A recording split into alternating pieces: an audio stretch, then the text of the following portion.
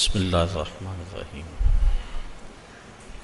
الحمد للہ رب العالمین والصلاة والسلام علی سید الانبیاء والمرسلین قال اللہ تعالی وتبارک فی القرآن المجید والفرقان الحمید بسم اللہ الرحمن الرحیم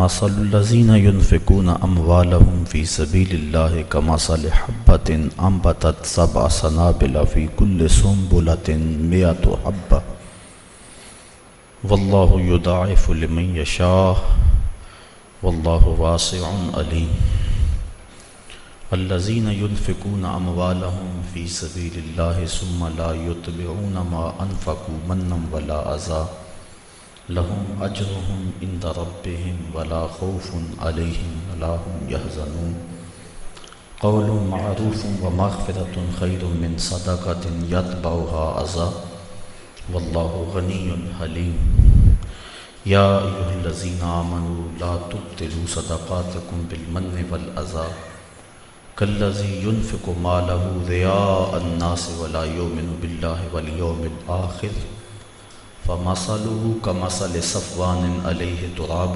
فأصابه وابل فتركه صلدا لا يقدرون على شيء مما كسبوا والله لا يهدي القوم الكافرين ومثل الذين ينفقون أموالهم ابتغاء مرضات الله وتثبيتا من أنفسهم كمثل جنة بربوة أصابها وابل فآتت أكلها ضعفين فإن لم يصبها وابل فطل والله بما تعملون بصير أيود أحدكم أن تكون له جنة من نخيل وأعناب تجري من تحتها الأنهار له فيها من كل الثمرات وأصابه الكبر وله ذرية ضعفاء فأصابها إعصار فيه نار فاحترقت كذلك يبين الله لكم الآيات لعلكم تتفكرون یا ایہا الذین آمنوا انفقوا من طیبات ما کسبتم ومما اخرجنا لکم من الارض ولا تیمموا الخبیث منہ تنفقون ولستم بآخذیہ الا ان تغمضوا فیہ واعلموا ان اللہ غنی حمید الشیطان یعدکم الفقر ویامرکم بالفحشاء واللہ یعدکم مغفرۃ منہ وفضلا واللہ واسع علیم یؤتی الحکمۃ من یشاء ومن یؤت الحکمۃ فقد اوتی خیرا کثیرا وما یذکر الا اولو الالباب وما انفقتم من نفقۃ او نذرتم من نذر فإن اللہ یعلمہ وما للظالمین من انصار ان تبدوا الصدقات فنعم هي وان تخفوها وتؤتوها الفقراء فهو خير لكم ويكفر عنكم من سيئاتكم والله بما تعملون خبير ليس عليك هداهم ولكن الله يهدي من يشاء وما تنفقوا من خير فلأنفسكم وما تنفقون إلا ابتغاء وجه الله وما تنفقوا من خير يوفى إليكم وأنتم لا تظلمون للفقراء الذين احصروا في سبيل الله لا يستطيعون ضربا في الارض يحسبهم الجاهل اغنياء من التعفف تعرفهم بسيماهم لا يسألون الناس الحافا وما تنفقوا من خير فإن الله به عليم الذين ينفقون أموالهم بالليل والنهار سرا وعلانية فلهم أجرهم عند ربهم ولا خوف عليهم ولا هم يحزنون صدق الله مولانا العظيم وصدق رسوله النبي الكريم الرؤوف الرحيم اللهم نور قلوبنا بالقرآن وزين أخلاقنا بالقرآن وادخلنا الجنة بالقرآن ونجنا من النار بالقرآن قال اللہ تعالی وتبارک فی شان حبیبہ مخبرا وآمرا ان اللہ وملائکتہ یصلون علی النبی یا ایہا الذین آمنوا صلوا علیہ وسلموا تسلیما الصلاة والسلام علیک یا رسول اللہ وعلى آلك وأصحابك يا محبوب رب العالمين الصلاة والسلام عليك يا راحة العاشقين وعلى آلك وأصحابك يا محبوب رب العالمين۔ تمام حمد و ثنا، تعریف و توصیف اللہ جل مجدہ الکریم کی ذات پاک کے لیے، جو خالق کائنات بھی ہے اور مالک شش جہات بھی۔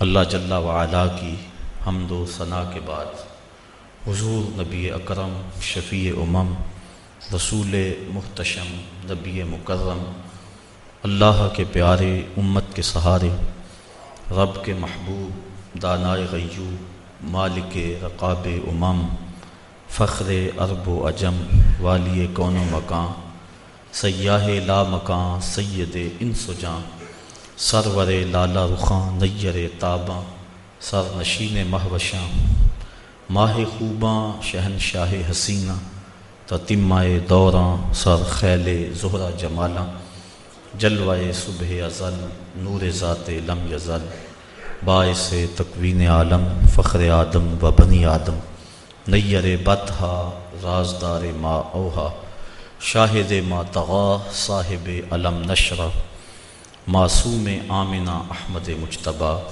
حضرت محمد مصطفیٰ صلی اللہ علیہ وسلم کے حضور ناز میں اپنی عقیدتوں ارادتوں اور محبتوں کا خراج پیش کرنے کے بعد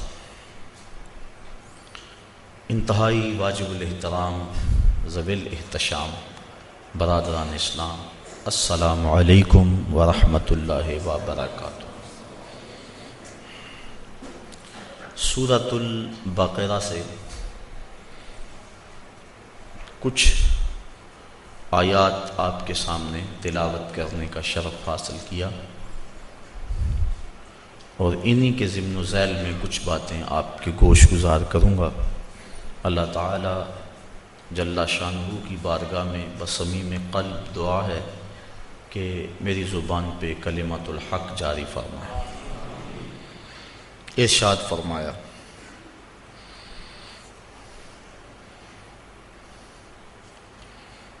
مثل الذین ینفقون اموالہم فی سبیل اللہ، ان لوگوں کی مثال جو اپنے مال اللہ کی راہ میں خرچ کرتے ہیں، کا مثل حبۃ، ایک ایسے دانے کی طرح ہے، انبتت سبع سنابل، جس نے 7 بالیں اگائیں، فی کل سنبلۃ مئۃ حبہ، اور ہر بال میں 100 دانے ہیں، واللہ یضاعف لمن یشاء، اللہ جس کے لیے چاہے بڑھا دے دگنا کر دے، واللہ واسع علیم، اور اللہ تعالی وسعت اور علم والا ہے۔ راہ خدا میں مال خرچ کرنے کی ترغیب دی گئی اور ایک مثال کے ساتھ سمجھایا گیا، جس طرح زمین کی کوکھ میں کسان بیج رکھتا ہے، پھر اس سے 7 بالیں اگتی ہیں، اگاتا تو اللہ ہے، یہاں دانے کی طرف اگانے کی نسبت کی گئی، یہ نسبت مجازی ہے، تو ہر بال میں 100 دانے، ایک بویا 700 مل گئے۔ اسی طرح اللہ کی راہ میں ایک خیرات کرو گے، اللہ 700 عطا فرمائے، اور فرمایا اگر وہ چاہے تو اس سے بھی بڑھا دے۔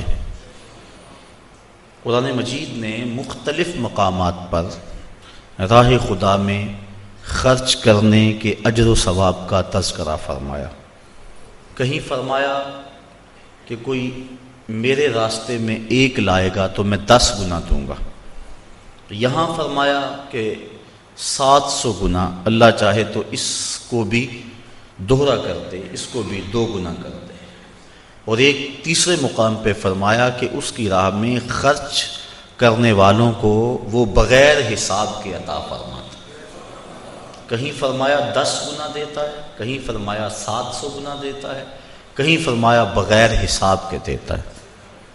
تو علماء تفسیر فرماتے ہیں جو اس کی راہ میں حساب سے دے اللہ تعالیٰ اس کو حساب سے اس کا اجر دیتا ہے، اور جو اس کے راستے میں یوں ہی بے حساب دے اللہ اسے بھی بے حساب اجر عطا فرماتا ہے۔ دوسری بات علماء فرماتے ہیں یہاں خلوص کی بات ہے کہ جتنا گڑ ڈالیں گے اتنا ہی میٹھا ہوگا، جس کا جتنا خلوص ہے اللہ اسے اتنا عطا فرمائے گا، کسی کو 10 گنا، کسی کو 700 گنا، اور جس کا خلوص بہت سارا ہے اللہ اسے بغیر حساب کے عطا فرماتا ہے۔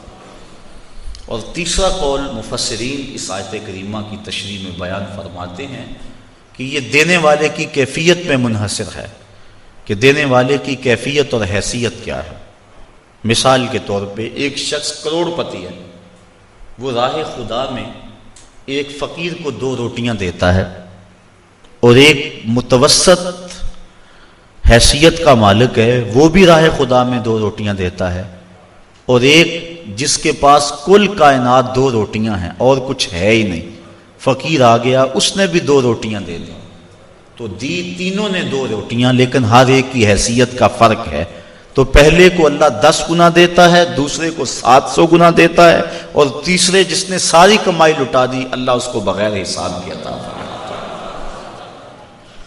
تو کہا جس طرح زمین میں تم کوئی بیج بو تو وہ 700 گنا اس کو اٹھاتے ہو، ایسے ہی میری راہ میں جو تم خرچ کرو گے میں 700 گنا تمہیں عطا فرماؤں گا، اور اللہ چاہے تو 2 گنا کر دیتا ہے۔ اللہ تعالیٰ جل شانہ نے یہاں راہ خدا میں خرچ کرنے کی مثال کھیتی باڑی سے دی۔ امام ترمذی نے روایت نقل کی ہے، آقا کریم علیہ السلام نے ارشاد فرمایا التمس الرزق فی خبایا الارض، اپنا رزق زمین کی تہوں سے تلاش کرو۔ تو علماء فرماتے ہیں کہ اس مثال سے یہ ثابت ہوا کہ کھیتی باڑی کرنا بڑی فضیلت والا کام ہے، اور امام قرطبی نے الجامع لاحکام القرآن کے اندر اس آیت کریمہ کی تشریح میں لکھا ہے کھیتی باڑی کرنا فرض کفایہ ہے، اگر ساری قوم یہ کام چھوڑ دیتی ہے تو حاکم کے اوپر لازم ہے کہ وہ کچھ لوگوں کو مجبور کرے کہ وہ کھیتی باڑی کریں، یہ فروض کفایہ میں سے ہے۔ الذین ینفقون اموالہم فی سبیل اللہ، وہ لوگ جو اپنے اموال اللہ کی راہ میں خرچ کرتے ہیں، ثم لا یتبعون ما انفقوا، پھر جس کو خرچ کیا اس کا پیچھا نہیں کرتے، منم ولا اذا، احسان جتلا کر اور نہ اذیت دے کر، جو راہ خدا میں دے دیا سو دے دیا، یہ نہیں کہ اس کے اوپر احسان جتلا کر اپنا کیا دھرا برباد کر لیں۔ من اور اذا ان دونوں چیزوں سے منع کر دیا گیا، احسان بھی نہ جتلایا جائے، اذیت بھی نہ دی جائے، اذیت ذہنی طور پہ بھی کسی کو شاک نہ پہنچایا جائے کہ اس کو کہیں کہ جناب یہ اس کے پاس اب اتنی دولت ہے، ہمارے گھر سے اس کو جاگ لگی تھی، اس کو کوئی پوچھنے والا نہیں تھا، ہم نے مدد کی اس کی، تو یہ اس کو اذیت دینے کے مترادف ہے۔ بلکہ حضرت زید بن اسلم رضی اللہ تعالی عنہ فرماتے ہیں کہ جب کسی کو تم نے خیرات دی ہو اور وہ تمہیں بازار میں راستے میں ملے اور آپ اس کو السلام علیکم کہیں تو وہ اس میں بھی ثقل اور بوجھ محسوس کرتا ہو تو کہا اس سے ترک کر دینا چاہیے سلام کہنا بھی، کہ یہ بھی اس کی اذیت کا باعث ہوگا۔ تو آج تو ہم کسی کو خیرات دے کر اس کی غربت کا اشتہار لگا دیتے ہیں، پہلے کہا کرتے تھے نیکی کر دریا میں ڈال، اب ہم کہتے ہیں نیکی کر اخبار میں ڈال۔ نیکی کی اور کسی غریب کو اگر ہم نے خیرات بھی دی، عید پیکج بھی دیا، تو پھر 7-8 اخباروں میں جب تک تصویر نہ چھپے اتنی دیر تک تسکین نہیں ملتی۔ غریبوں کی غربت کا مذاق اڑاتے ہو، تمسخر کرتے ہو، اس انداز سے دو کہ ان کی عزت نفس مجروح نہ ہو۔ تو نہ من اور نہ اذا، کسی طرح سے ان کی اذیت کا سامان نہ بنو۔ لہم اجرہم عند ربہم، وہ لوگ جو اذیت اور احسان جتلائے بغیر خیرات کرتے ہیں ان کا اجر اللہ کے ہاں ہے، اور نہ انہیں کوئی خوف ہے اور نہ وہ غمگین ہوں۔ قول معروف ومغفرۃ خیر من صدقۃ یتبعها اذی، اچھی بات کہہ دینا اور درگزر کرنا اس خیرات سے بہتر ہے جس کے پیچھے اذیت لگی ہو۔ اگر تم کسی کو خیرات نہ دو بلکہ اچھا کلمہ کہہ دو، کلمہ خیر کہہ دو اور درگزر کر لو، تو یہ اس خیرات دینے سے بہتر ہے جس کے بعد اذیت لگ جائے اور تم اس کو اذا دو اور تکلیف پہنچاؤ۔ واللہ غنی حلیم، اور اللہ تعالیٰ غنی اور حلم والا ہے۔ یا ایھا الذین آمنوا، اے ایمان والو، لا تبطلوا صدقاتکم بالمن والاذی، ایمان والو اپنے صدقے کو باطل نہ کرو احسان رکھ کر اور ایذا دے کر، اذیت پہنچا کر۔ کالذی ینفق مالہ رئاء الناس، اذیت دینا اور احسان جتلانا یہ اس شخص کے صدقے کی طرح ہے جو اپنا مال لوگوں کے دکھاوے کے لیے خرچ کرتا ہے۔ ولا یؤمن باللہ والیوم الآخر، اللہ پر بھی یقین نہیں رکھتا اور پچھلے دن پر بھی یقین نہیں رکھتا۔ اس منافق کا خرچ کرنا اللہ کے ہاں اس کا کوئی اجر و ثواب نہیں ہے۔ تو جو اپنا مال اللہ کی راہ میں خرچ کرنے کے بعد جس کو مال دیا اس کو اذیت دیتا ہے یا اس کو جتلاتا ہے، تو وہ ایسے منافق کے خرچ کرنے کی طرح ہے جو اللہ اور پچھلے دن پر یقین نہیں رکھتا، یعنی اس کو کوئی فائدہ نہیں ہے۔ تو ریاکاری کے لیے خرچ کیا گیا مال، اس کی مثال اللہ تعالیٰ نے دی کہ فَمَثَلُهُ كَمَثَلِ صَفْوَانٍ، اس کی مثال ایک ایسے چٹیل پتھر کی طرح ہے، ایسے چٹان کی طرح ہے، علیہ تراب، جس کے اوپر مٹی پڑی ہو، فَأَصَابَهُ وَابِلٌ، تو اس پر زوردار پانی پڑے می برسے، فَتَرَكَهُ صَلْدًا، تو اس کو بالکل چٹیل پتھر چھوڑ دے۔ اب مٹی پڑی تھی، لگتا تھا اس کے اوپر کچھ اگے گا، لیکن جب بارش پڑی تو وہ ساری مٹی اس سے اتر گئی اور بالکل پتھر کا پتھر رہ گیا اور اس کے اوپر کوئی چیز نہ رہی۔ تو جو ریاکاری کے لیے عمل کیا جاتا ہے اس کو اس مثال سے بیان کیا گیا کہ اس کی ذات پتھر کی طرح ہے اور جو عمل کیا وہ مٹی کی طرح نظر آ رہا ہے، اور کل قیامت کا دن موسلادھار بارش کی صورت میں ہے، اور اس سے وہ عمل ختم ہو جائے گا، اور جب وہ دیکھے گا تو اس کے پلے کوئی عمل نہیں ہوگا۔ جس طرح چٹیل چٹان ہے اور اس کے اوپر کچھ نہیں ہے، تو وہ اپنے نامہ اعمال کے اندر ریاکاری کے لیے جو عمل کیا گیا ہے وہ اس کو نہیں دیکھے گا، اور دیکھے گا کہ بالکل اس کا نامہ اعمال صاف پڑا ہوا ہے اور وہاں کچھ بھی موجود نہیں ہے۔ وہ گمان کرتا تھا میں نے یہ کیا یہ کیا یہ کیا، لیکن یہ بھول گیا تھا کہ سب کچھ ریاکاری کے لیے کیا، لوگوں کے دکھلاوے کے لیے کیا۔ تو کل قیامت کے دن نامہ اعمال میں وہ نیکیاں تلاش کرے گا تو وہ نیکیاں نہیں ملیں گی۔ ریاکاری کو شرک اصغر کہا گیا، کسی عمل کو شرک نہیں کہا گیا ریاکاری کے علاوہ، یہ چھوٹا شرک ہے۔ اللہ کے علاوہ کسی اور کی رضا جوئی کے لیے، کسی اور سے داد لینے کے لیے، کسی اور سے نفع حاصل کرنے کے لیے بندہ عمل کرتا ہے، تو اس کو شرک کہا گیا۔ حدیث میں آتا ہے کل قیامت کے دن ایک شہید، ایک عالم قاری اور ایک سخی، تینوں کو اللہ کی بارگاہ میں پیش کیا جائے گا اور وہ اپنے اچھے اعمال کی اللہ سے جزا چاہیں گے۔ شہید کہے گا میں نے اپنی جان جیسی متاع عزیز تیری بارگاہ میں قربان کر دی۔ اللہ تعالیٰ ارشاد فرمائے گا تو نے اس لیے جان قربان کی کہ لوگ تجھے بہادر کہیں، 100 لوگوں نے کہہ لیا میرے لیے تو نے جان قربان نہیں کی، لہٰذا میرے ہاں تیرا کوئی اجر نہیں ہے۔ پھر عالم کہے گا میں نے تیرا قرآن پڑھا، لوگوں کو سنایا، ساری زندگی خدمات دین کرتا رہا۔ اللہ تعالیٰ ارشاد فرمائے گا کہ تو نے اس لیے کیا کہ لوگ تجھے داد دیں، تیری شہرت ہو، تیری عزت بڑھے، وہ بڑھ گئی۔ دنیا نے تجھے بڑا پروٹوکول دیا، بڑا اعزاز دیا، بڑی تکریم دی، میرے لیے تو نے یہ سب کچھ نہیں کیا تھا، لہٰذا میرے ہاں تیرا کوئی اجر نہیں ہے۔ پھر اس کے بعد سخی پیش ہوگا، عرض کرے گا مالک میں نے اپنی دولت تیری بارگاہ میں پیش کر دی، دولت کا خرچ کرنا نفس پہ انتہائی شاق ہے، تو میں نے اس کو تیری راہ میں خرچ کیا، مجھے اس کا صلہ اور اس کی جزا دی جائے۔ اللہ تعالیٰ ارشاد فرمائے گا تو نے دولت اس لیے خرچ کی کہ لوگ تجھے سخی کہیں، تیری سخاوت کی دھوم مچے، تیری سخاوت کی دھوم مچ گئی، تجھے سخی کہا گیا، تو بڑا سماجی کارکن کہلایا، لیکن تو میری رضا کے لیے نہیں کیا تھا، لوگوں سے داد وصول کرنے کے لیے یہ سب کچھ کیا تھا۔ اخبار میں تیری تصویریں بھی چھپی، تجھے میڈل بھی دیے گئے، تجھے اعزاز و تکریم سے بھی نوازا گیا، تجھے سخی کہا گیا، تو نے میرے لیے یہ کچھ نہیں کیا تھا، لہٰذا میرے پاس تیرے اس عمل کی کوئی جزا نہیں ہے۔ تو اس طرح فرمایا کہ سخی بھی، شہید بھی، اور وہ قاری بھی جو اللہ کی بارگاہ میں اپنے عمل لے کے پیش ہوں گے، ان کو کوئی جزا نہیں دی جائے گی۔ مومن جو عمل کرتا ہے اس کا مقصد اللہ کی رضا ہونا چاہیے تو اجر ہے، ورنہ پانی کے اوپر لگائی گئی لکیر کی طرح کچھ بھی نہیں ہوتا، وہ عمل ضائع ہو جاتا ہے۔ تو اللہ تعالیٰ جل شانہ نے فرمایا کہ ایسے ہے اس ریاکار کی مثال جس طرح پتھر کے اوپر گرد پڑی ہو اور موسلا دار بارش برسے تو وہ گرد ختم، پتھر کا پتھر۔ اسی طرح وہ سمجھتا ہے کہ میرے نامہ اعمال میں یہ نیکی ہے، لیکن جب قیامت کا دن آئے گا تو نامہ اعمال میں کوئی نیکی موجود نہیں ہوگی، پھر ڈاڈا پچھتاوا ہوگا۔ واللہ لا یہدی القوم الکافرین، اللہ کافر قوم کو ہدایت نہیں دیتا۔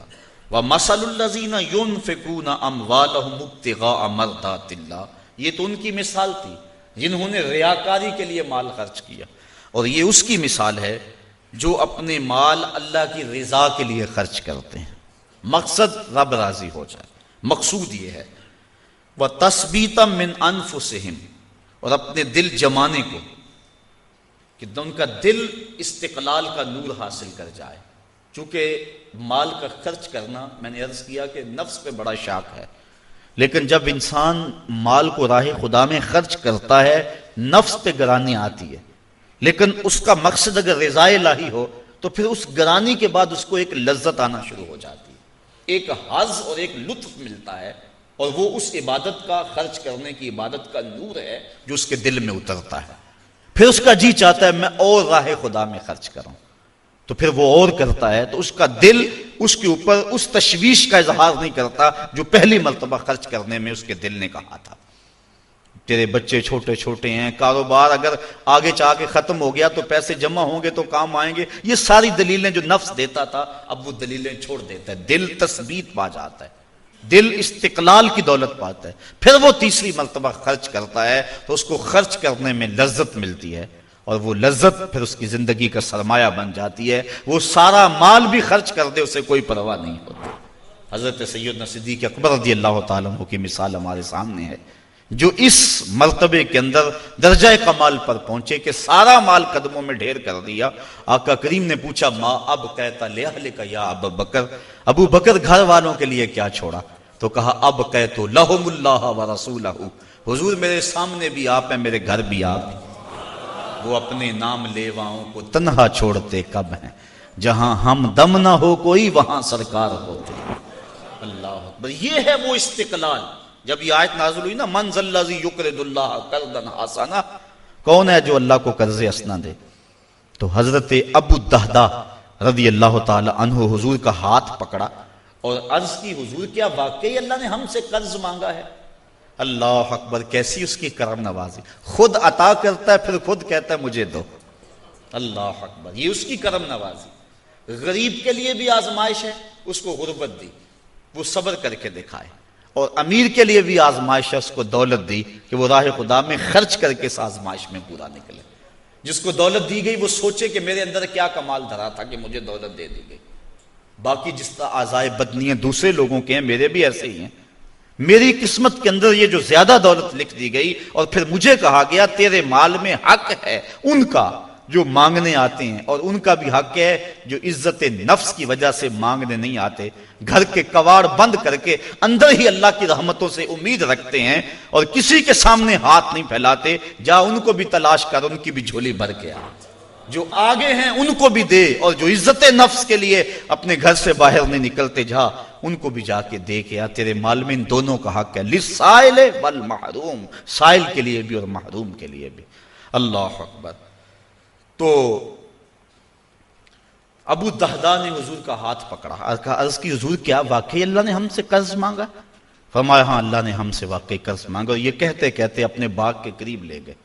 700 کھجوروں کے درخت تھے ان کے باغ میں، اور کھجور کا درخت جب لگایا جائے کتنی دیر کے بعد پروان چڑھتا ہے، تو باغ کے مالک کی جان ہوتی ہے ان درختوں میں، اور درخت بھی 700، اور کل کمائی ہے بھی یہی، وہی باغ ان کا تھا، اس میں ان کی رہائش تھی، بچے بھی تھے۔ اب اس کے قریب کھڑے ہو کے عرض کی اگر واقعی اللہ نے ہم سے قرض مانگا ہے تو پھر آپ گواہ بن جائے سودے کے، یہ باغ میں نے اللہ کو قرضے میں دے دیا۔ ان کی بیوی اور ان کے بچے اس باغ میں رہائش پذیر تھے اور کوئی ان کا سرمایہ نہیں تھا، تو اب وہ باغ کے اندر نہیں جا رہے، اس باغ کے کنارے کھڑے ہو کے کہتے ہیں یا ام دہدا اخرجی، اے دہدا کی امی بچوں کو لے کر جلدی جلدی باہر آ جاؤ، یہ باغ اب ہمارا نہیں رہا، یہ ہم نے اللہ کو قرضے میں دے دیا۔ اس پاک باز نیک سیرت خاتون نے یہ نہیں کہا کہ ابو دہدا آگے ہم کس مکان میں جائیں گے، آگے کوئی انتظام کیا ہے، بلکہ اس نے جلدی جلدی اپنا سامان سمیٹا، بچوں کو لیا، باغ سے باہر آئی اور پھر کہتی ہے رابحہ بیعو کا یا ابا دہدا، اے دہدا کے ابو تو نے بڑا نفع والا سودا کر لیا ہے، تو نے بڑے نفع والا سودا کر لیا ہے۔ یہ وہ تھے جو حضور کی درسگاہ کے طالب علم تھے۔ تو راہ خدا میں خرچ کرنے سے دل کو تکلیف نہیں ہوتی، دل کو تشویش نہیں ہوتی، بلکہ دل قرار پاتا ہے۔ تو جب خدا کی راہ میں خرچ کر کے دل کو تشویش پہنچے تو سمجھو دل کو استقلال کی دولت نہیں ملی، اور جب راہ خدا میں خرچ کر کے سکون کے قافلے اترنے شروع ہو جائیں اور روح رقص کرنے لگے اور باطن میں کیفیات اور نور و نکھت کی بارش ہونے لگے تو سمجھ لو کہ میری خیرات میرے مالک نے قبول فرما لی، اور یہ میں نے خالص اس کی رضا کے لیے ایسا کیا تھا۔ تو کہا کہ وہ لوگ جو اپنے مال اللہ کی رضا کے لیے وَتَثْبِيتًا مِّنْ أَنفُسِهِمْ، اور اپنے دل کے استقلال کے لیے، اپنے دل کو ثابت کرنے کے لیے، جمانے کے لیے خرچ کرتے ہیں، کَمَثَلِ جَنَّةٍ، اس خرچ کرنے کی مثال ایسے باغ کی طرح ہے بِرَبْوَةٍ، جو اونچی جگہ پر ہے، أَصَابَهَا وَابِلٌ، جس کو موسلا دار بارش پڑی، اونچی جگہ پہ محلے وقوع اور بارش بھی موسلا دار، فآتت اکلها ضعفین، تو اس کا پھل پھر دگنا آئے گا۔ اس کی مثال جس نے تثبیت قلب کے لیے اور اللہ کی رضا کے لیے مال خرچ کیا۔ فإن لم يصبها، اگر اس کو وہ موسلا دار بارش نہ بھی پہنچے، فطل، تو اوس کا پڑنا، شبنم کے قطروں کا گرنا ہی اس کے پھل لانے کے لیے کافی ہوگا، کیونکہ وہ ایسے پوائنٹ پہ باغ اگا ہوا ہے، ایسی اونچی جگہ پہ اگا ہوا ہے، وہ بھی اس کے لیے کافی ہو جائے گا۔ واللہ بما تعملون بصیر، اور جو تم عمل کرتے ہو اللہ اسے دیکھ رہا ہے، اسے پتا ہے کون کس نیت سے اس کی راہ میں پیش کر رہا ہے۔ اَیَوَدُّ أَحَدُکُمْ أَن تَکُونَ لَهُ جَنَّةٌ مِّن نَخِیلٍ وَأَعْنَابٍ تَجْرِی مِن تَحْتِہَا الْأَنْہَارُ، اب پھر اس کی مثال پیش کی جانے لگی ہے جو ریاکاری کے لیے اپنے عمل کو، اپنے مال کو پیش کرتا ہے، مال بھی ہاتھ سے گوایا اور فائدہ بھی کچھ نہ کیا۔ اس کی مثال دی، کیا تم میں سے کوئی یہ پسند کرتا ہے؟ یہ استفہام انکاری ہے، یعنی کوئی پسند نہیں کرتا۔ کیا؟ ان تکون لہ جنتن، کہ اس کا ایک باغ ہو، من نخیل وعناب، کھجوروں کا اور انگوروں کا، تجری من تحتها الانہار، اس باغ کے نیچے نہریں بہتی ہوں، پانی بھی وافر ہو، لہو فیہا من کل الثمرات، اور اس شخص کے لیے اس باغ میں ہر طرح کا پھل موجود ہو، وَأَصَابَهُ الْكِبَرُ، اور جس کا باغ ہے اس کو بڑھاپا آ لے، وہ بوڑھا ہو جائے، باغ جوان ہو گیا، بندہ بوڑھا ہو گیا، وَلَهُ ذُرِّيَّةٌ ضُعَفَاء، اور اس کے بچے چھوٹے چھوٹے ہیں، بچے چھوٹے ہیں، آپ بوڑھا ہے، باغ جوان ہو گیا، اور باغ میں بھی ہر شے ہے۔ پھر کیا ہوا؟ فَأَصَابَهَا عِصَارٌ، تو اس باغ میں ایک ہوا کا بگھولا داخل ہوا، فیہ نار، جس بگھولے میں آگ تھی، فاحترقت، تو وہ باغ جل گیا۔ بندہ بوڑھا ہے، بچے چھوٹے ہیں، باغ پروان چڑھا ہوا تھا اور ایسی آگ آئی کہ باغ جل گیا۔ بتائیے اس شخص کی حالت کیا ہوگی؟ بوڑھا ہے، آگے باغ لگا نہیں سکتا، بچے کام اٹھا نہیں سکتے، باغ زندگی بھر کی کمائی تھی وہ جل گیا، اسے آسرا تھا اس باغ پر، بتاؤ اس کی کیا کیفیت ہوگی؟ کہا ایسے ہی جو شخص ریاکاری کے لیے مال خرچ کرتا ہے، وہ سمجھتا ہے میرے نیکیوں کا باغ ہے، کل قیامت کے دن ملے گا، لیکن جب اس دن دیکھے گا تو وہ باغ جلا ہوا ہے۔ تو جس طرح اس شخص کی حالت ہوتی ہے، اللہ نے مثال سے سمجھایا کہ اس کی حالت وہ ہوگی کہ میں نے ریاکاری کے لیے مال خرچ کیا اور مجھے اس کا کوئی صلہ بھی نہ ملا۔ کذالک یبین اللہ لکم الآیات لعلکم تتفکرون، اللہ تعالیٰ اسی لیے اپنی نشانیاں بیان کرتا ہے تمہارے لیے تاکہ تم غور و فکر کرو۔ ایک درہم بھی خرچ کرنے لگو تو دیکھو کہ دل میں ریا تو نہیں آ رہی، بڑی محنت سے پیسہ کمایا جاتا ہے، خون اور پسینے کی کمائی ہوتی ہے، اور اس کو یوں ہی نہ اڑا دو۔ بلکہ تم نے مال جیسی متاع وارنی ہے اس کے راستے میں، تو پہلے اپنے دل کو مخلص کر لو، خلوص کے ساتھ 1 درہم بھی دو گے تو اللہ وہ بھی قبول فرمانے والا ہے۔ اس لیے ایسا نہ ہو کہ تم سب کچھ برباد کر بیٹھو۔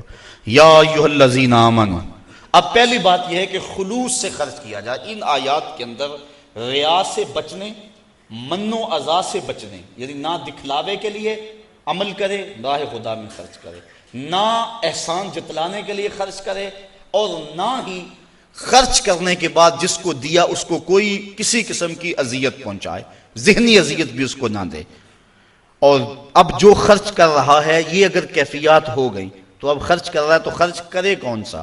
یا ایھا الذین آمنوا، اے ایمان والو، انفقوا، خرچ کرو، من طیبات، پاکیزہ چیزوں میں سے، ما کسبتم، جو تم نے کمائی، وَمِمَّا أَخْرَجْنَا لَكُم مِّنَ الْأَرْضِ، اور جو کچھ زمین سے نکالا گیا، جو کچھ ہم نے تمہارے لیے زمین سے نکالا، یعنی یہاں عشر کے وجوب پر دلیل ہے کہ جو بارشی پانی سے کھیتی سیراب ہو اس سے 10واں حصہ دینا واجب ہے، اور جو ٹیوب ویل سے یا خرید کر پانی جس کو لگایا گیا اس سے 20واں حصہ دینا واجب ہے۔ آج کل کثرت کے ساتھ ذمہ دار عشر نہیں دیتے، اسی وجہ سے ان کے اندر برکت نہیں ہے، اور اپنے مال کے اندر جو صدقہ ہے فصل کا اس کو شامل کر کے اپنا سارا مال خراب کر بیٹھتے ہیں۔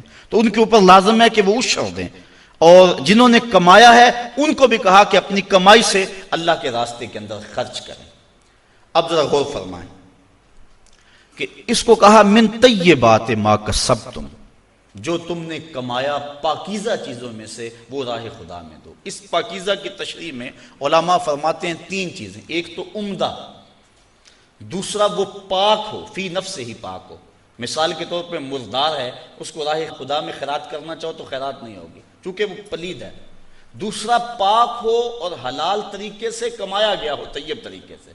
بکری ہے، پاکیزہ ہے، اس کو راہ خدا میں خیرات کرنا چاہو ہو سکتی ہے، لیکن ہے چوری کی ہے حلال، لیکن جو ذریعہ ہے اس کے حاصل کرنے کا وہ حلال نہیں ہے، تو اس کا بھی صدقہ خیرات نہیں دی جائے گی۔ جس طرح کہ رشوت کے پیسوں سے لوگ قربانی دیتے ہیں، بڑی عید کے موقع پہ جگہ جگہ ناکے لگے دیکھے، میں نے ایک دن پوچھا کہ یہ کیا ماجرا ہے، کہنے لگے آج کل انہوں نے تو قربانی دینی ہے نا، تو وہ قربانی جو کسی سے چھین کر یا کسی کا حق غصب کر کے یا رشوت لے کے یا 2 نمبر مال سے دی جائے تو وہ بھی قبول نہیں ہے۔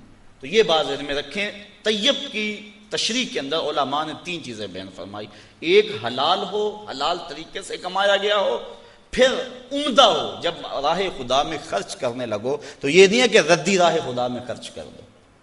اللہ تعالیٰ نے آگے فرمایا وَلَا تَيَمَّمُوا الْخَبِيثَ مِنْهُ، تم خبیث چیز اس کی راہ میں دینے کا ارادہ نہ کرو، تنفقون کہ تم خرچ کرو اس کو، وَلَسْتُمْ بِآخِذِيهِ، حالانکہ تم اس خبیث کو خود لینا پسند نہیں کرو گے، إِلَّا أَن تُغْمِضُوا فِيهِ، مگر اس کے اندر اگر تم چشم پوشی کر کے وہ لے لو تو وہ الگ بات ہے، لیکن کھلی آنکھوں سے تم اس کو قبول کرنے کو تیار نہیں ہوگے۔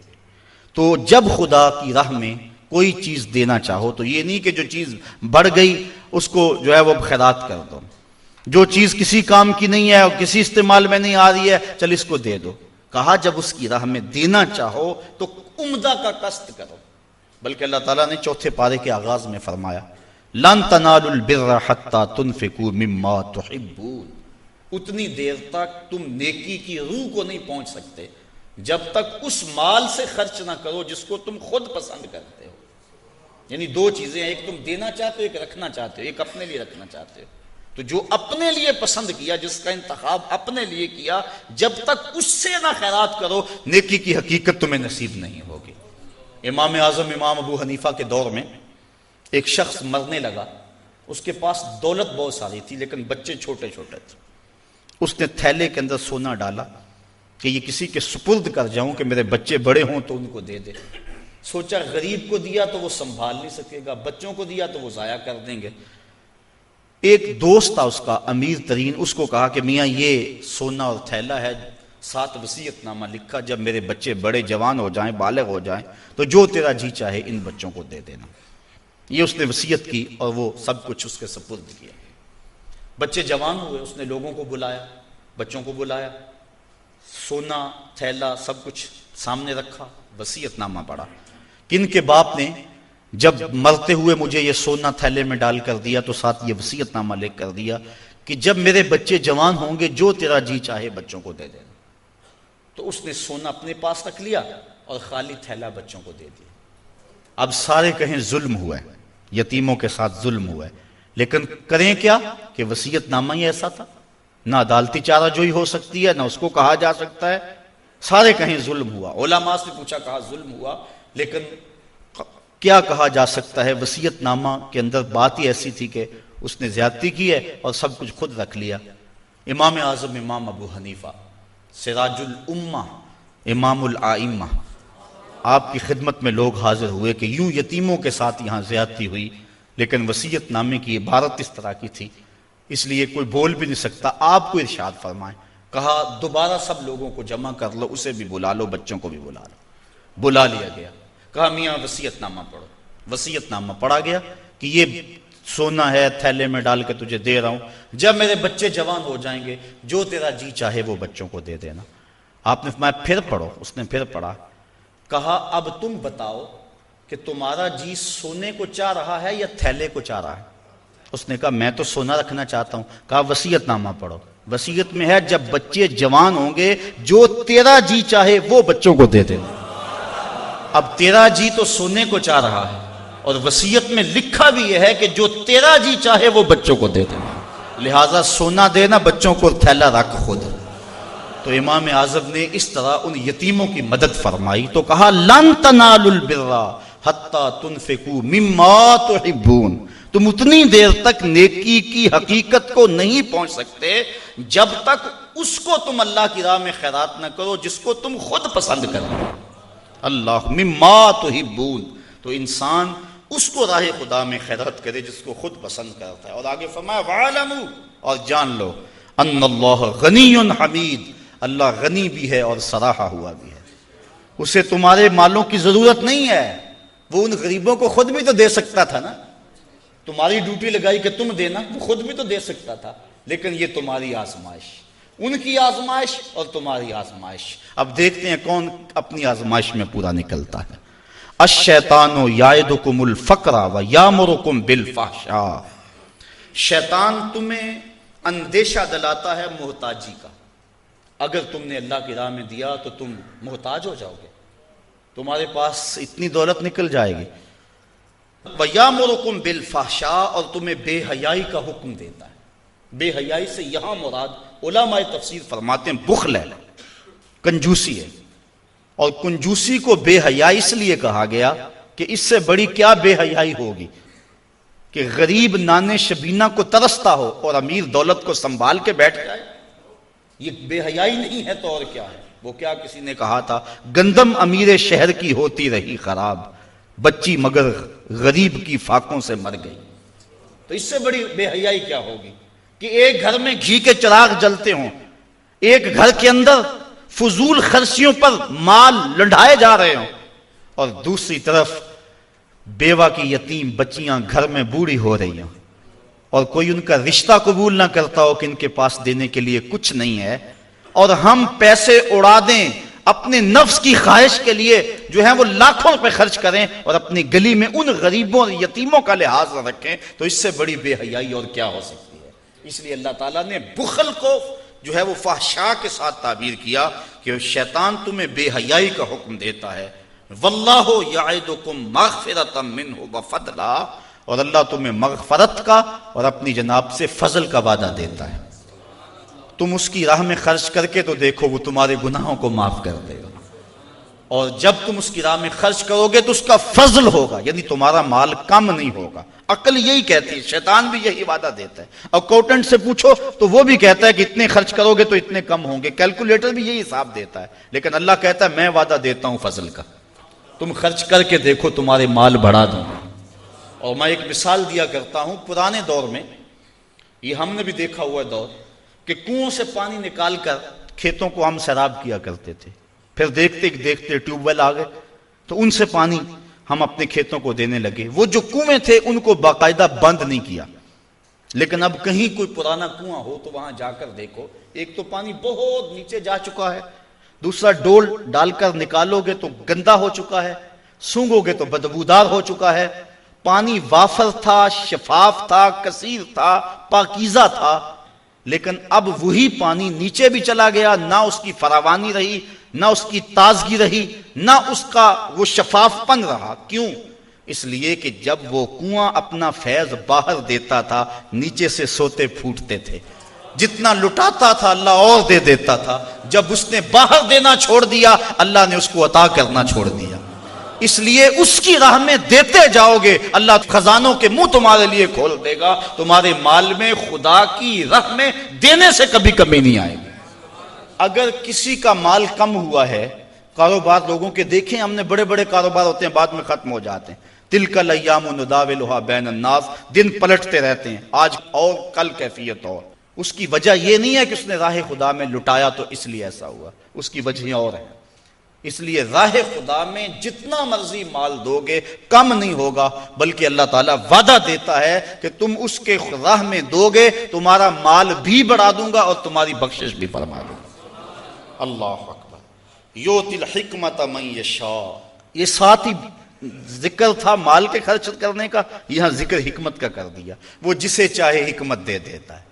مطلب کیا؟ راہ خدا میں خرچ کرنے کا جذبہ یہ بڑی دانائی کی بات ہے. وَمَن یُؤْتَ الْحِکْمَةَ فَقَدْ أُوتِیَ خَیْرًا کَثِیرًا، اور جس کو حکمت دی گئی اس کو بہت ساری بھلائی دی گئی. وَمَا يَذَّکَّرُ إِلَّا أُولُو الْأَلْبَابِ، اور نہیں نصیحت پکڑتے مگر عقل والے. بے وقوف نصیحتیں نہیں پکڑتے، عقل والے نصیحتیں پکڑتے ہیں. وَمَا أَنفَقْتُم مِّن نَفَقَةٍ أَوْ نَذَرْتُم مِّن نَذْرٍ، اور جو تم خرچ کرو یا کوئی نظر مانو، بے شک اللہ فَإِنَّ اللَّهَ يَعْلَمُهُ، بے شک اللہ اسے جانتا ہے. وَمَا لِلظَّالِمِينَ مِنْ أَنصَارٍ، اور ظالموں کا کوئی مددگار نہیں ہے. إِن تُبْدُوا الصَّدَقَاتِ فَنِعِمَّا هِيَ، اگر تم صدقے ظاہر کرو تو اللہ اسے جانتا ہے. فَنِعِمَّا هِيَ، تو وہ تمہارے لیے بہتر ہیں. وَإِن تُخْفُوهَا، اگر تم انہیں چھپا لو. وَتُؤْتُوهَا الْفُقَرَاءَ، اور غریبوں کو فقراء کو دو. فَهُوَ خَيْرٌ لَكُمْ، تو وہ بھی تمہارے لیے بہتر ہے. یعنی اگر تم صدقوں کو ظاہر کر کے دو تو یہ بھی بہتر، اگر چھپا کے دو تو یہ بھی بہتر. امام غازی تفسیر کبیر کے اندر اسی آیت کریمہ کے تحت 5-6 چیزیں بیان فرمائی کہ صدقہ کب چھپا کے دینا چاہیے اور کب ظاہر دینا چاہیے. گفتگو وہ لمبی ہے، میں ایک بات عرض کروں کہ اجازت چاہوں گا اور بات آگے بڑھاؤں گا. 2 طرح سے جو ہے وہ صدقہ دیا جاتا ہے، ظاہر اور پوشیدہ. اور اس میں اگر کسی شخص کو آپ دے رہے ہیں، کسی ذات کو دے رہے ہیں، تو پھر اس وقت مستحب اور بہتر یہ ہے کہ آپ چھپا کے دیں. کسی کی مدد ذاتی طور پہ کر رہے ہیں، غریب ہے، بیوہ ہے، یتیم ہے، تو پھر اس کی غربت کا اشتہار نہ لگائیں، پھر بہتر ہے کہ چھپ کے دیں. اور آقا کریم نے فرمایا 7 اشخاص قیامت کے دن اللہ کے عرش کا ٹھنڈا سایہ پائیں گے جب کوئی سایہ نہیں ہوگا. ان میں ایک شخص یہ فرمایا وَرَجُلٌ تصدق بصدقۃ فاخفاها حتی لا تعلم شمالہ ما تنفق یمینہ، وہ آدمی جس نے تنہائی میں صدقہ دیا اور اتنا خفیہ دیا کہ جو دائیں ہاتھ نے کیا وہ بائیں کو خبر نہ ہو. فرمایا کل قیامت کے دن جب کوئی سایہ نہیں ہوگا اللہ اسے اپنے عرش کا ٹھنڈا سایہ نصیب فرمائے، اور جو عرش کے سائے تلے ہوگا قیامت کی تکلیف سے محفوظ ہوگا. جو عرش کے سائے تلے ہوگا وہ قیامت کی پریشانیوں سے محفوظ ہوگا. جو عرش کے سائے تلے ہوگا اس کو جام کوثر ضرور دیا جائے گا، اور جو ایک گھونٹ بھی پی لے گا 50,000 سال کے دن میں اسے کبھی بھی پیاس نہیں لگے. تو جس نے اپنے صدقے کو خفیہ دیا، دائیں نے دیا بائیں کو خبر نہ ہو.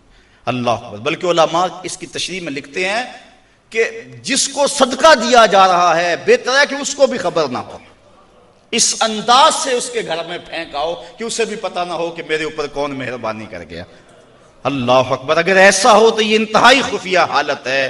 اللہ اکبر اللہ اکبر. تو کہا کہ اگر تم صدقہ خفیہ دو تو وہ بھی تمہارے لیے بہتر ہے، اور اگر تم ظاہر دو تو ظاہر دینا کس وقت مستحب ہے؟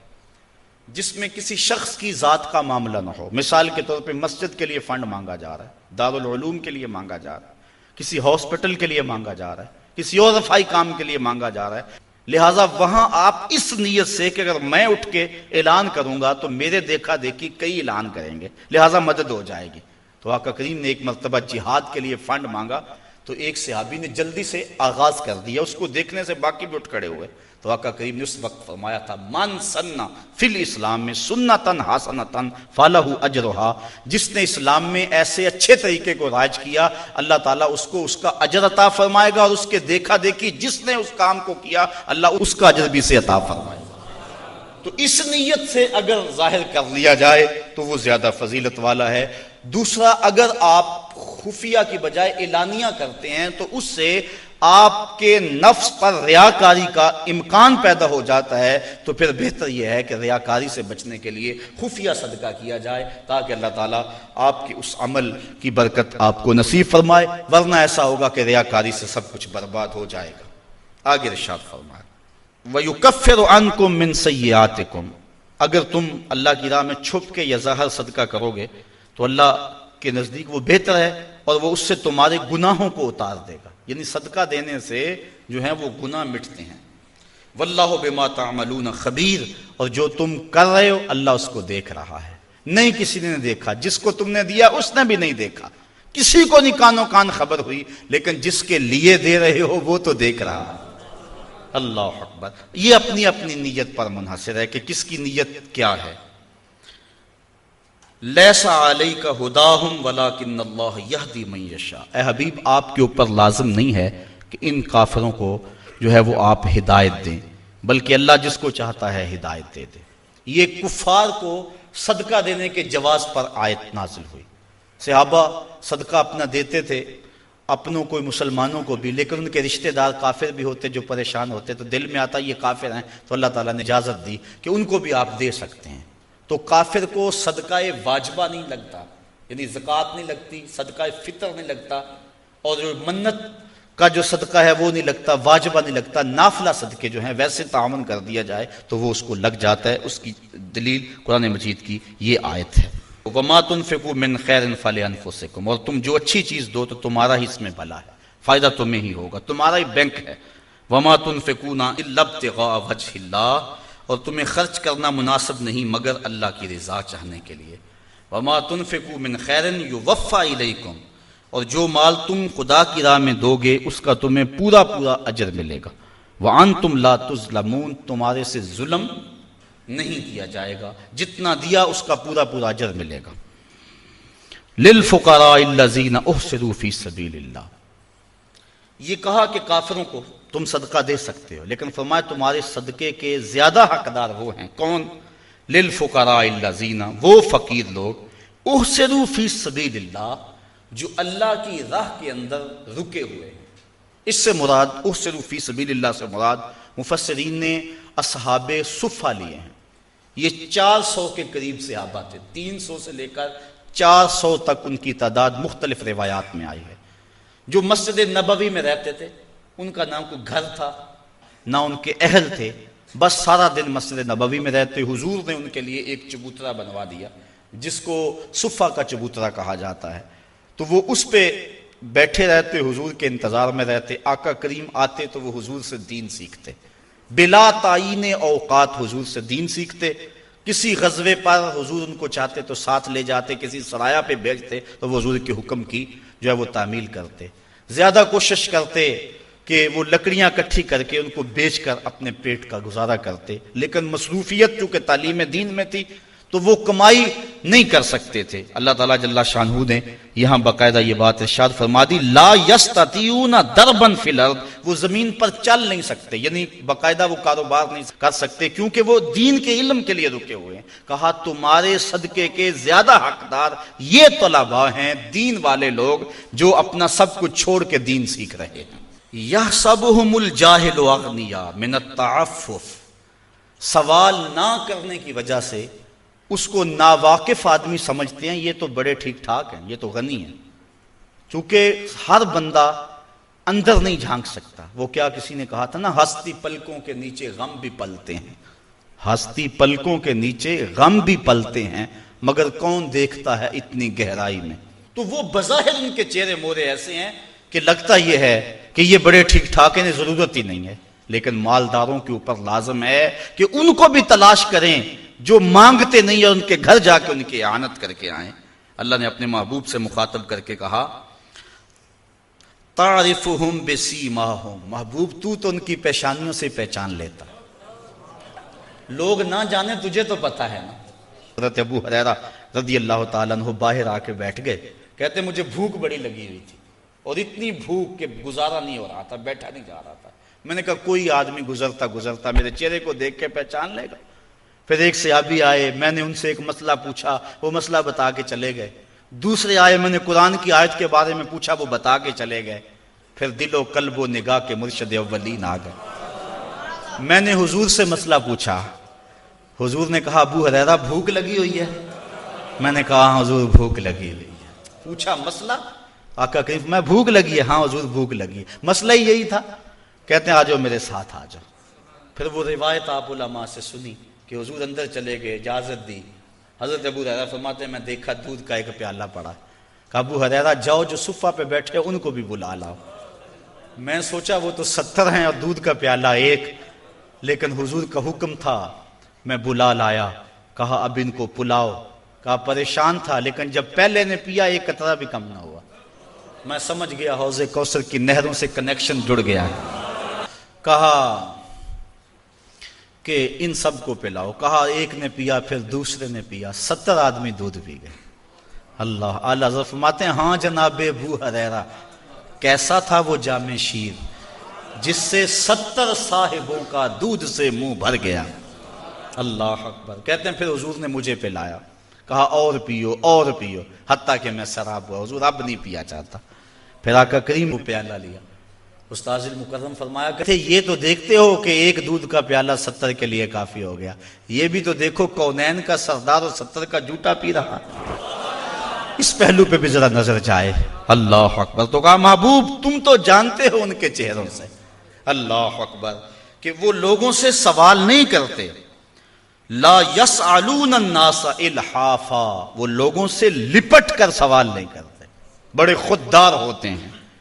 عموماً ایسے لوگوں کی تلاش بڑی ضروری ہے کہ جو لوگوں سے سوال نہیں کرتے، ورنہ ہم نے دیکھا ہے کہ جو لوگ مانگنے والے ہیں، سوال کرنے والے ہیں، وہ تو لاکھوں روپے جمع کر لیتے ہیں، اور جو بیچارے عزت نفس کا لحاظ رکھنے والے ہوتے ہیں ان تک کوئی بھی نہیں پہنچتا۔ آپ دیکھ لیں اپنے معاشرے کے اندر سروے کر کے دیکھ لیں، یہ ہماری ذمہ داری ہے محروم تک بھی پہنچنا اور سائل تک بھی پہنچنا۔ اور یہ بات ذہن میں رکھیں کہ سوال کرنا یہ مومن کی شان نہیں ہے، بلکہ حضرت سیدنا صدیق اکبر جا رہے تھے تو آپ کا کوڑا گر گیا، گھوڑے سے اترے اور نیچے سے اٹھایا اور پھر بیٹھے۔ خادم نے عرض کی حضور آپ فرما دیتے میں اٹھا کے دے دیتا۔ کہا حضور نے سوال کرنے سے منع کیا اس لیے میں نہیں سوال کرنے کی ہمت رکھتا۔ یہاں تک جو ہے وہ ہمارے جو ہے وہ اسلاف جو بزرگ جو ہیں صحابہ اس کا خیال رکھتے تھے۔ ہاں علماء نے اجازت دی اگر مرنے کا اندیشہ ہو، بھوک اتنی ستائے تو بقدر ضرورت سوال کر لینا جائز ہے، بقدر ضرورت سوال کر لینا جائز ہے، لیکن ضرورت سے زیادہ کا سوال کرنا جائز نہیں ہے۔ آقا کریم نے فرمایا کہ جو ضرورت سے زیادہ سوال کرنے والے ہیں ان کے بارے فرمایا یہ جہنم کے انگارے ہیں، اب اس کی مرضی ہے تھوڑے اکٹھے کر لے یا زیادہ اکٹھے کر لے۔ جو مال بڑھانے کے لیے فرمایا سوال کرتا ہے وہ جہنم کے انگارے اکٹھے کر رہا ہے، چاہے تھوڑے کر لے چاہے وہ زیادہ کر لے۔ اس لیے غربت اگر مل جائے اس کی آزمائش میں پورا اترنا چاہیے اور اپنی عزت نفس کو مجروح نہیں ہونے دینا چاہیے۔ وَمَا تُنْفِقُوا مِنْ خَيْرٍ فَإِنَّ اللَّهَ بِهِ عَلِيمٌ، اور جو تم خیرات کرو اللہ اسے خوب جانتا ہے۔ الَّذِينَ يُنْفِقُونَ أَمْوَالَهُمْ بِاللَّيْلِ وَالنَّهَارِ سِرًّا وَعَلَانِيَةً فَلَهُمْ أَجْرُهُمْ عِنْدَ رَبِّهِمْ وَلَا خَوْفٌ عَلَيْهِمْ وَلَا هُمْ يَحْزَنُونَ، اور وہ لوگ جو اپنے مال خیرات کرتے ہیں رات میں، دن میں، چھپ کر اور ظاہر، اللہ تعالیٰ جل شانہ کے ہاں ان کا اجر ہے اور نہ خوف ہے اور نہ وہ غم زدہ ہوں گے۔ حضرت علی المرتضیٰ کے پاس 4 درہم تھے، جب آپ نے یہ پڑھا کہ وہ رات کو کرتے ہیں، دن کو کرتے ہیں، چھپ کے کرتے ہیں، ظاہر کرتے ہیں، آپ نے 1 درہم دن کو خیرات کیا، 1 رات کو کیا، 1 چھپ کر کیا، 1 ظاہر کیا۔ کہا کہ ساروں میں میرا نام آ جائے، چھپ کر خیرات کرنے والوں میں بھی میرا نام آ جائے، ظاہر خیرات کرنے والوں میں بھی میرا نام آ جائے، دن میں خیرات کرنے والوں میں بھی میرا نام آ جائے، رات میں خیرات کرنے والوں میں بھی میرا نام آ جائے۔ اللہ اکبر کہا، ان کا اجر ان کے رب کے ہاں ہے، ولا خوف علیہم ولا ہم یحزنون، اور اللہ تعالیٰ جل شانہ ان کو یہ اجر دے گا کہ نہ ان پر کوئی خوف اور نہ ان پر کوئی غم ہوگا، قیامت کے دن وہ امن اور طمانینت میں ہوں گے۔ اللہ تعالیٰ جل شانہ کی بارگاہ میں یہ دعا کرنی چاہیے، اللہ ہمیں رزق حلال اور رزق وسیع عطا فرمائے، اور پھر اس کو اس کے راستے میں لٹانے کی توفیق دے دے۔ اور اگر غربت پہنچی ہے تو یہ بھی آزمائش ہے، اس غربت میں اپنی غربت کو تماشا بنانے سے ہم گریز کریں اور اس غربت میں صبر کریں۔ مومن جب کسی تکلیف میں صبر کرتا ہے، فرمایا اگر اس کے پاؤں میں کانٹا بھی چبھے اور اس پر جو تکلیف ہوتی ہے اس پر صبر کرے تو اللہ اس کے بدلے اسے جنت عطا فرمائے۔ اس لیے اگر غربت ہے تو پھر بھی کہیں مالک تیرا کرم، جس حالت میں ہوں میرے نیچے بھی تو کئی لوگ ہیں، اور اگر اللہ نے دولت دی ہے تو سمجھیں کہ آج کرم نوازی ہے میرے اوپر، کل کا پتہ نہیں، راہ خدا میں جتنی لٹائی جا سکتی ہے لٹا دو، تو اللہ تعالیٰ اس کی برکتیں نصیب فرمائے گا۔ مال کی گردش ہوتی رہے تو مال بڑھتا رہتا ہے، جو مال رک جائے ٹھہر جائے وہ اس متعفن پانی کی طرح ہو جاتا ہے۔ اللہ اپنی راہ میں خرچ کرنے کی توفیق عطا فرمائے۔